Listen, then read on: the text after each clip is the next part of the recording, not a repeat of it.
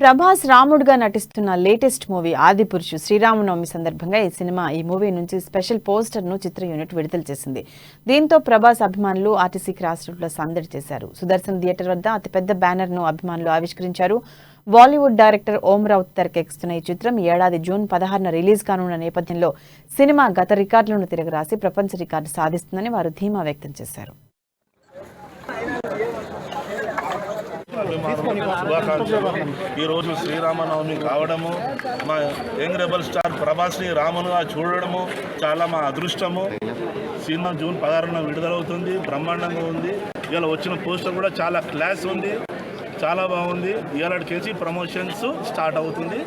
June 16న cinema బ్రహ్మాండంగా విడుదలవుతుంది. అందరికీ Sri Rama Navami first ఈరోజు పోస్టర్ నాకు ఎంతో ఆనందంగా ఉంది. ప్రభాస్ అనేది ఈరోజు ఆదిపురుషుల ప్రభాస్ అన్న రాముని గెటప్ వేసినందుకు మేము ఈ సంబరాలు జరుపుకుంటున్నామండి. రాముని ప్రభాస్ వచ్చినందుకు చాలా శుభాకాంక్షలు. ఈరోజు శ్రీరామనవమి కావడము, మా